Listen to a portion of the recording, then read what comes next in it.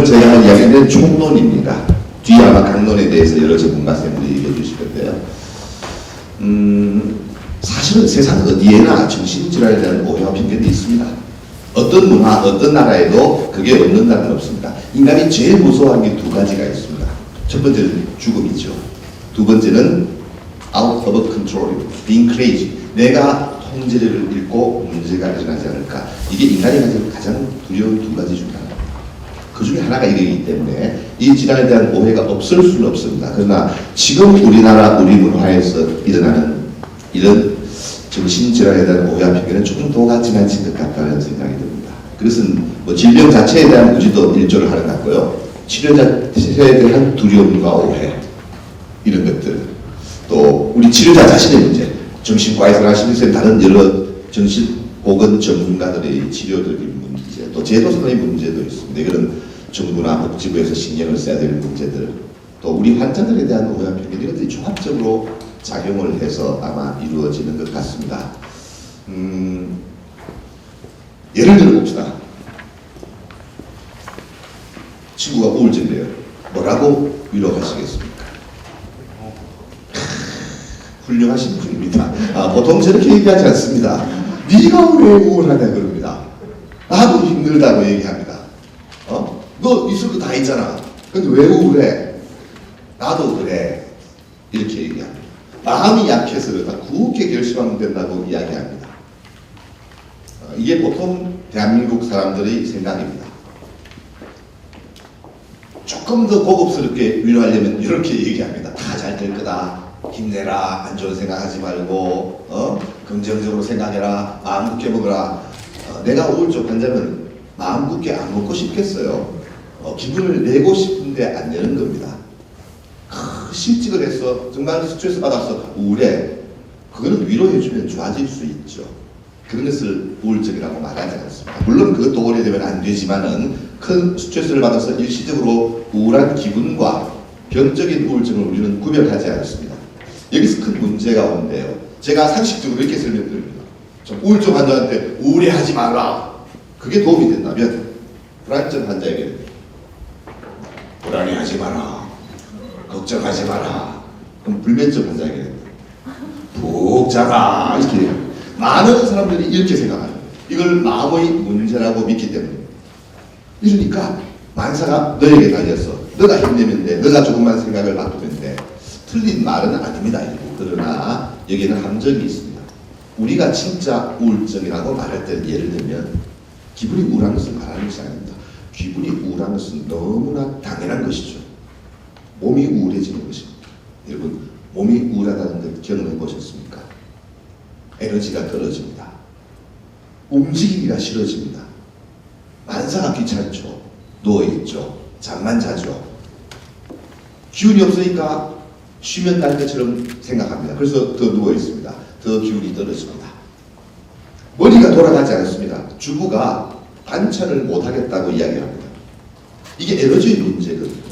사실은 뭔가를 하려면 에너지가 드는데 이게 다 떨어져 있으니까 머리조차도 돌아가지 않습니다. 하루만 주면 할 일을 일주일을 줘도 하지 못합니다. 움직임도 느려지죠. 물으면 대답도 천천히 합니다. 이렇게 되면 사고가 바뀌게 되죠. 내가 여기서 벗어날 수 없겠구나. 앞으로도 계속 그럴 거야. 이게 극단적인 행동으로 이어져버립니다. 이런 것들이 문제가 될 때 우리는 질병으로서의 우울증을 이야기합니다. 이걸 단순히 마음의 문제로 믿고 의지를 북돋우고 한다고 되는 것은 아니라는 것입니다. 그런 생각이 들면 참 힘들겠구나. 이게 일반인들의 자세고 그게 치료적인 접근을 통해서 극복할 수 있도록 도와줘야 되고 그 다음에 재발을 하지 않도록 막아줘야 하는데 이걸 단순히 의지의 문제라고 생각합니다. 예를 들면 제일 오해와 편견이 있는 게 중독 분야라서 제가 한개 들어갔습니다. 도박 중독자, 알코올 중독자 하면 떠오르는 생각이 뭐죠? 말해보세요. 도박 중독자 하면 뭐가 딱 떠올라? 안 좋은 얘기 해봐요. 나쁜 놈. 나쁜 놈이잖아. 애 학교 등록금 가지고 도박하러 가는 몇 있어요. 의지박약자. 성질 더러운 놈. 별별 이야기가 다 나옵니다. 정말로 그럴까요? 그래서 내가 물어봅니다. 알코올 중독자라고 가정해 보십시오. 굳게 결심하고 목숨을 걸면은 술 안 마실 수 있겠죠. 도박 중독자 이번에 막 주말에 경마장 가면 죽어 나는 목숨을 걸고 국회 계시면 안 갈 수 있겠죠. 치료 끝났네. 집에 가서 그렇게 하면 되죠. 근데 왜 치료적인 접근이 필요한 것일까요? 예를 들면 이런 것입니다. 중독의 치료는 10번 중에 9번 참았다. 0점입니다. 치료는 0 아니면 100밖에 없습니다. 10번 중에 9번 참았어. 그거 참아서 뭐 하려고요? 어차피 한 번 마셨잖아요. 끝납니다. 그래서 치료적인 접근이라는 것은 10번 중에 10번을 참도록 합니다. 이거는 가능한 일이 아닙니다. 쉬운 일이 아닙니다. 의지의 문제를 넘어서는 문제라는 것입니다. 이걸 바이오, 사이코, 소셜한 측면에서 접근을 해야 되는데 단순히 의지의 문제 이렇게 생각합니다. 술 마시면 왜 기분이 좋아져요? 술이 혈액을 타고 뇌로 들어가죠. 즉 핵이라는 것에서 도파민을 분비하죠. 이게 기분을 좋게 만듭니다. 0이던 도파민이 예를 들면 100이 됐다고 칩시다. 내일 안 마시면 어떻게 돼요? 떨어지겠죠. 기분이 좋을까요? 기분이 더럽죠. 금단 증상이 생깁니다. 어떻게 해야 돼요? 또 마셔야 되죠. 어제처럼 마시면 100까지 올라갈까요? 안 되죠. 2배로 마셔야 되죠. 금단 배석이 생깁니다. 이런 생물학적인 심리적인 사실을 통합적으로 이해를 하고 접근해야 되는데 우리 문화에서는 그렇게 생각하지 않습니다. 단순히 의지의 문제나 마음의 문제라고 믿으니까 여기에 대한 오해가 생기게 됩니다. 우리 문화도 일조를 합니다. 제가 정신과 의사입니다. 우울증입니다. 열심히 설명하고 약을 먹어야 된다. 극단적으로 말하면 세로토닌이 어쩌고저쩌고 막 겁나게 뻥을 쳐서 설명을 해가지고 돌려보냅니다. 열심히 약을 잘 먹고 오겠죠. 일주일 뒤에 약을 먹지 않고 왔습니다. 이유는 간단합니다. 위장을 다녀왔기 때문입니다. 위장원 가서 위장원 주인이 약 먹으면 바보 된다. 한마디로 하면 끝입니다. 절대로 먹지 않습니다. 의사가 에비던스를 가지고 과학적으로 설명을 해도 동네 아주머니가 경험한 것을 더 신뢰합니다. 이게 우리의 문화입니다. 논리적인 과학적인 에비던스 베이스의 문화가 아닙니다. 우리는 내가 체험한 것이 가장 중요한 문화에 살아왔습니다. 그래서 오히려 경험적이고 체험적입니다. 이게 꼭 부정적인 것만은 아닙니다. 여러 면에서 긍정적인 면이 참 많지만 이 의료의 측면에 있어서는 상당히 부정적으로 작용하는 측면들이 있습니다. 이걸 극복하는 것이 사실은 상당히 어려운 일입니다. 이걸 해야 하거든요. 쉽지 않지만 해야 합니다. 그래서 약물치료, 정신치료, 기타 여러 가지 치료들이 많죠. 문제는 이 약물에 대한 오해도 참 많습니다. 중독성이 있다, 의존성이 있다, 잠만 잔다, 뭐 치매가 온다, 여러 가지 문제들이 많이 있죠. 사실 이런 의사들이 잘못도 있습니다. 아주 구체적으로 친절하게 잘 설명도 해주고 관계를 맺어서 이렇게 치료에 받아들여야 되는데 불행하게도 이 커뮤니케이션 스킬이 의사들은 없습니다. 대한민국에서 의사가 되었다는 것은 무슨 뜻이에요? 공부만 했다는 뜻입니다. 이 인간들이 커뮤니케이션을 할 수 있는 능력이 없습니다. 저 같은 사람은 거의 드문다고 보십니다. 저는 공부를 안 하고 얼떨결에 의사가 됐습니다. 다시 얘기하시면 되겠습니다. 정말로 이렇게 환자와 관계를 맺고 그 관계를 통해 가지고 설명해 나가는 기술이 부족합니다. 그러다 보니까 귀찮거든요. 그냥 해버립니다. 이런 문제가 생깁니다. 설명을 잘 해주면 참 좋은데 여기에 대한 오해와 두려움이 너무 큽니다. 잠만 잔다고요. 하루 종일 잠자게 할 수 있는 약도 있고 하루 종일 깨어 있을 수 있는 약도 있습니다. 예를 들면 제가 쓰고 있는 우울증 약에도 20가지가 넘죠. 그 중에는 식욕이 떨어지는 약도 있고 올라가는 약도 있고 잠이 오는 약도 있고 잠이 안 오는 약도 있고 수도 없이 많은 종류의 유형들이 있죠. 의사가 그 환자의 증상을 보고 선택하는 것입니다. 10명 있으면 한두 명은 꼭 이런 부작용이 생기죠. 우리는 그걸 한번 경험하면 이 약은 잠만 자는 약이구나 라고 생각하게 되는 것입니다. 그래서 이런 것들을 잘 설명해주고 우리 사회에서도 치료적인 게 덕이기 때문에 이런 걸 만들었을 거 아니에요. 항상 의사들은 그렇습니다. 이게 치료를 하는 것이 덕인가 손해인가를 따져서 이득이 있을 때 이런 것을 선택하게 되는데 여기에 대한 것도 조금 교육이 되어야 될 것 같습니다. 이것도 심각한 문제입니다. 정신과에 가서 치료받았어요. 사회생활하면 어떤 불이익이 있을까요? 회사에 다니는데 어떤 지장이 있을까요? 앞으로 취직하는데 어떤 불이익이 있나요? 기록에 남아서 취직하는데 어려움이 있다. 이게 보통 사람의 생각입니다. 자, 처녀가 산부인과에 가서 애를 낳았어요. 회사 취직하는데 어떤 어려움이 있나요? 회사에서 그걸 아나요? 어떻게 알아요?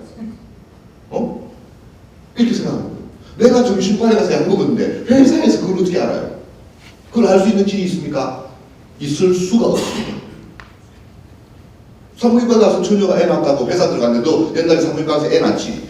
이게 결혼의 회사가 세상에 어디 있어? 그건 어려움상 가능한 일이 아닙니다. 그런데도 많은 사람들이 결혼하고 취직하는데 집으로 떠들지 않으면 세상에 아무도 모릅니다. 이걸 어떻게 많은 사람들이 상식적으로 생각해보면 아는 일인데 그렇게 생각하는 거예요. 환장할 지경입니다. 제가 대한신경정신과학교 홍보이사를 4년 동안 했습니다. 아무리 떠들어도 이해를 못합니다. 이게 우리 사회에 깔려 있습니다. 단 보험을 가입할 때 여러 종류 그 가운데는 내가 사인을 해줘야 되는 게 있습니다. 그죠? 그러면은 어느 병원을 다녔다라는 기록은 볼 수 있습니다. 내용은 볼 수 없습니다. 그러나 내가 사인을 해주면은 기록 조회를 할 수 있습니다. 단 정신과 질환 가운데 딱 한 군데 통보되는 곳이 있습니다. 정신질환으로 군대를 면제받으면 운전면허서에 통보가 됩니다. 이거 딱 한 가지뿐입니다. 그 외에는 어떠한 불이익도 없습니다. 자기 입으로 떠들기 전에. 민간보험을 가입할 때 내가 사인해주면 못 들 수 있습니다. 내가 물어봅니다. 민간보험을 가입하는 게 중요해요. 정신질환을 치료받고 질 높은 삶을 사는 게 중요해요. 차라리 민간보험 돈으로 저축을 해가지고 나중에 의료비를 쓰십시오. 그게 훨씬 낫습니다. 이런 상식적인 이야기를 이해하지 못하는 게 우리 사회입니다. 여러분이 가서 좀 고쳐주십시오. 결혼하는데 아무 지장 없습니다. 오히려 병이 있어서 적응을 못하면 결혼하는데 지장이 있죠. 병이 있어서 일을 못하면 지장이 있어요. 그러나 이 병 때문에 뭔가를 하지는 못합니다. 우리도 잘못이 많습니다. 존경하는 우리 젊은이들 계시지만 우리 선배들 저희들 잘못된 게 많습니다. 치료적인 팩터가 있어요. 지나치게 이 질병을 생물학적으로만 이해합니다. 왜? 효과가 좋으니까요. 그럼 귀찮으니까요. 설명하려면 귀찮잖아요. 잠이 안 와? 약 주면 되지. 왜 잠이 안 오는지 이야기를 듣고 그것을 분석하고 설명하고 귀찮거든요. 비용도 안 나오고. 그러니까 그렇게 해버리는 겁니다. 시간이 없어서 1시간 내에 제가 오전 시간에 저는 환자를 적게 보거든요. 면담을 길게 해야 되니까. 그래도 30명을 봅니다. 오전에. 말도 안 되는 얘기예요. 근데 60명을 보는 선생님도 있잖아요. 그 시간이 없어서 뭐 말할 시간이 없어요. 뒤에 환자가 10명씩 기다리는데 어떻게 얘기를 합니까? 이러니까 짧게 하고 보냅니다. 그런데 나중에 그러면 시간 주면 내가 잘 볼 것 같습니까? 거기에 익숙해지면요. 시간을 줘도 못 봅니다. 나중에. 그러니까 이게 다른 과에서 다른 게 없어지게 가는 이 문제가 심각합니다. 이거는 비용상의 문제도 있습니다. 한 시간에 10명 보고 싸게 받는 게 한 명 보고 비싸게 받는 것보다 훨씬 득이거든요. 이런 보험의 재정적인 문제가 있으니까 이런 일이 벌어지게 되는 것입니다. 그래서 정말로 우리가 환자를 돕기 위해서 이런 걸 물어봐야 됩니다. 환자의 일상에 대해서 관심을 갖고 환자에 대한 이해를 하고 이런 늘 오면 저는 잘 잤냐, 잘 먹었냐, 낮에 뭐 했냐 이런 일상을 물어보는데 일상의 리듬을 도와주는 것이 치료거든요. 지금 잠을 자지도 못하고 먹지도 못하는데 무슨 우울증이 치료가 됩니까? 예를 들면 약을 쓰기 이전에 환자는 이 약을 과정들을 다 거치고 가야 되는데 안타깝게도 점점점 이런 것들이 줄어들고 있는 것 같아요. 이거는 제도적인 문제가 있습니다. 우리의 잘못도 있지만 그런 데 대한 관심도 좀 가졌으면 좋겠다. 이건 아마 여러분들이 뭐 이미 다 알고 계신 것 같습니다. 이것도 많습니다. 정신질환자는 난폭한가? 과연 범죄를 합니까? 뒤에 아마 강론에서 많은 선생님들이 해주실 것 같습니다. 그래서 짧게 넘어가는데요. 재밌는 것 한 가지만 제가 하고 넘어가려고 합니다. 정신질환자가 정말로 더 사고를 많이 일으킬까? 신문에 보면 맨날 정신과 환자가 사고 쳤다고 나오잖아요. 정말 그럴까? 저도 궁금했습니다. 왜 그러면 그럴까? 사실은요. 예측성이 좀 떨어집니다. 인간이라는 것은 예측이 가능하잖아요. 둘이 싸웠어요. 막 겁나게 쭉 싸웠으면 내가 막 상대방을 갖다 때릴 수 있다. 이런 예측이 가능하잖아요. 근데 전혀 관계없는 길 가는 사람을 보통 사람이 때리지는 않잖아요. 급성 정신병적인 상태에 있을 때는 우리가 일반적인 상식으로는 이해하지 못할 행동을 할 수가 있습니다. 그래서 예측성이 떨어집니다. 예측성이 떨어지다 보니까 사회적인 입장에서 봤을 때는 조금 더 큰 사건이 일어날 수가 있는 거예요. 그럼 실제로 그럼 더 많은 다른 문제는 전혀 별개의 문제입니다. 완전히 다른 이야기입니다. 이거 보십시오. 대중 매체를 보면 웃긴 것들이 많이 나옵니다. 대중 매체는 편견의 근원이면서 편견 극복의 매체이다라는 걸 명확하게 보여주는 사례가 여기 있습니다. 정신질환 언론 보도실 때 이걸 우리 황재현 선생님께서 나한테 보내주신 문건인데요. 내가 이걸 보다 진짜 웃었습니다. 잘 안 보시겠지만 뭐 정신질환자 범죄가 늘고 있다 어쩌고저쩌고 하면서 압구정 죄가점에서 3시간 동안 인질거린 인질극을 벌인 57살 김모 씨. 경찰 조사 결과 김 씨는 4년 전부터 우울증과 공황장애, 불안장애 증세가 나타나 정신과 치료를 받았습니다. 이렇게 나와 있습니다. 이걸 보고 뭔가 이상하다는 생각이 들지 않습니까? 뭐가 이상하죠? 우울증, 공황장애, 불안장애 환자들이 저런 범죄를 저지를까요? 정말로 그럴까요? 연관이 있을까요? 정말 저게 사실이라면 연관이 있을까요? 연관성이 제로이지 않습니까? 불면증 환자가 옆집 사람을 때렸습니다. 이런 뉴스 들은 적이 있습니까? 근데 왜 여기에 이 사람이 고혈압, 당뇨 치료받은 것은 얘기를 하지 않아요? 57살 김모 씨가 인질극을 걸렸는데 3년 전부터 당뇨 치료를 받았다고 알려져 있습니다. 이런 뉴스를 들은 적이 있나요? 받은 적이 없잖아요. 연관성이 없다고 믿기 때문이에요. 근데 불안증, 잠 못 자고 불안하고 이게 인질극 한 것과 무슨 연관이 있습니까? 놀랍게도 이거를 대한민국의 내놓으라 하는 방송국의 기자가 이런 얘기를 하고 있습니다. 예를 들면 급성조현병의 급성기에 있어 무슨 망상이 있어 저런 짓을 했어. 이걸 설명하면 나는 이해는 갑니다. 그게 옳고 그름을 떠나서 이해를 할 수 있잖아. 아, 그게 연관이 있겠구나. 근데 이 사람이 불안해가지고 널 부르고 잠 못 자고 예를 들면 이게 무슨 이 범죄와 연관이 있습니까? 근데 이런 얘기를 버젓이 하고 있는 겁니다. 웃기는 이야기인데요. 놀랍게도 나쁜 뜻이 아닙니다. 이보십시오. 철창속 정신질환자 한 해 25,000건 치료 강화한다. 내용을 자세히 읽어보면요. 엄청 좋은 내용입니다. 정신질환자를 보호하고 치료하고 그들을 도와야 된다. 그러면서 제목에 철창속 정신질환자. 그래서 정신과를 못 가게 만들어버리는 겁니다. 이런 이중적인 행태를 보입니다. 놀라운 일입니다. 정신질환자 치료해야 돼요. 막 얘기하면서 철창 속에 갇힌 정신과에 가면 철창 속에 갇힌 세창살 차고 있는 줄 압니다. 아, 그런 데가 어디 있습니까? 저희 병원 정신과에 돌아본 적이 있습니까? 일반 병실과 똑같습니다. 뭐가 차이가 있나요? 이렇게 됩니다. 아, 그러니까 이게 정신질환자를 위한다고 얘기하면서 치료가 필요합니다라고 말하면서 엉뚱한 이야기를 하고 있는 겁니다. 놀라운 일이 아닐 수 없습니다. 진짜로 놀라운 일이 벌어지고 있습니다. 자, 다시 한번 환기하는 의미에서 딩동까지 나왔습니다. 자, 이런 것도 마찬가지입니다. 추정된다. 이런 얘기 하면 안 됩니다. 자살에 대한 보고도 마찬가지입니다. 막 자살을 어떻게 했네. 막 이런 것까지. 보도 지침이 다 있습니다. 사실은 여러분. 근데 그걸 전부 다 무시하고 엉뚱한 짓을 하게 됩니다. 그 전체적으로 보면 좋은 내용을 쓴다 그러면서 부정적인 내용을 덧붙이는 거예요. 이게 참 어려운 이야기입니다. 뭐 실제로 정신질환의 범죄를 보니까 월등히 낮아요. 낮을 수밖에 없어요. 과거에는 수용되어 있으니까 어디 가서 범죄를 일으키겠어요. 그럴 수가 없었어요. 최근에는 그렇진 않지만 실제로 우리 환자들은 사회로부터 이렇게 소통하는 능력이 떨어지고 관계를 적게 맺기 때문에 훨씬 범죄율이 낮습니다. 특히 경제사범죄는 월등히 낮죠. 대신에 이제 예측하지 못한 폭력사범이 있을 수 있지만 그거는 좀 다른 의미에서 접근을 해야 된다는 뜻입니다. 문제는 여기에 있는데요.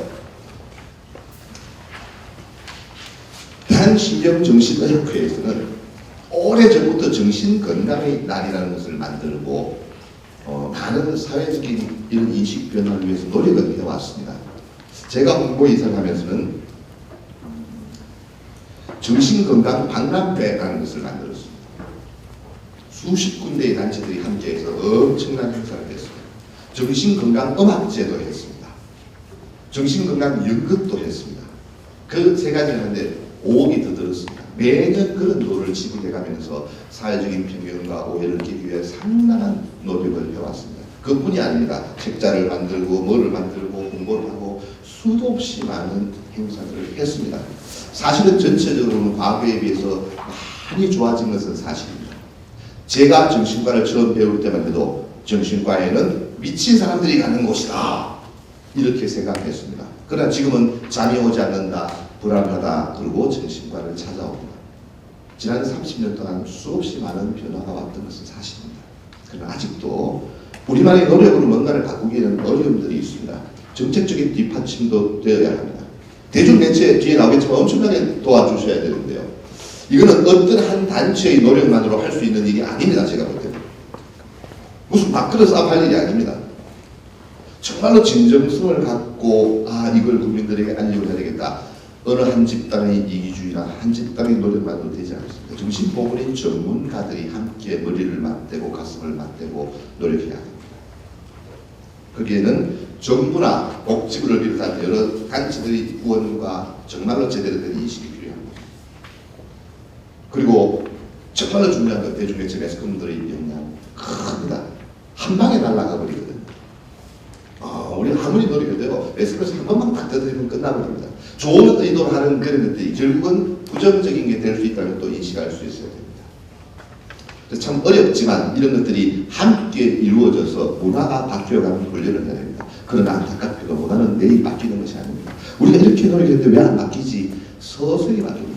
무너지는 데는 한 달이면 충분하지만 문화를 새로 만드는 데는 10년, 20년의 시간이 걸립니다. 오랜 기간의 노력과 투자를 통해 가지고 서서히 바뀌는 겁니다. 저는 제 앞에 슬라이드 혹시 관심 있게 보신 분이 있는지 모르지만 기업정신건강연구소 소장이라는 직책을 맡고 있습니다.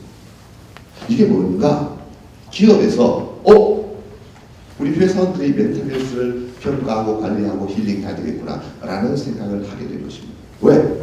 그게 득이라는 것을 알게 되었습니다. 2030년도가 되면은 생산성에 가장 미치는 영향이 큰 질병 1위는 무엇인가요? 당뇨, 고혈압, 신장병 아닙니다. 놀랍게도 디프레션, 우울증입니다. 직원들이 우울해가지고 출근을 잘 하지 않거나 출근을 하더라도 와서 개기거나 이게 생산성에 엄청난 영향을 준다는 것을 우리는 여러 가지 보고를 통해서 알게 되었습니다. 투자하는 것이 득이라는 것입니다. 마찬가지입니다. 우리가 왜 국민들의 멘탈 헬스에 관심을 가져야 되나요? 각자 개인들의 문제인데 아닙니다. 우리 사회가 행복해지기 위해서는 그런 분들을 감시하고 이런 게 아닙니다. 그분들이 우리 사회의 일원으로서 정말로 행복하게 살아갈 수 있도록 도와주는 것. 그게 우리 모두에게 이득이기 때문입니다. 사실은 이 오해와 편견을 깨고 제대로 이해하는 건 쉬운 일은 아니지만 오늘 짧은 시간 내에 제가 엄청나게 빠른 속도로 대충의 별개를 이야기했습니다. 뒤에 많은 선생님들이 나오셔가지고 아마 강론에 대해서 말씀해 주실 것 같습니다. 제 생각에는 오히려 궁금한 점이 많으실 것 같아서 토론 시간에 제가 더 많은 시간을 갖도록 하겠습니다. 고맙습니다.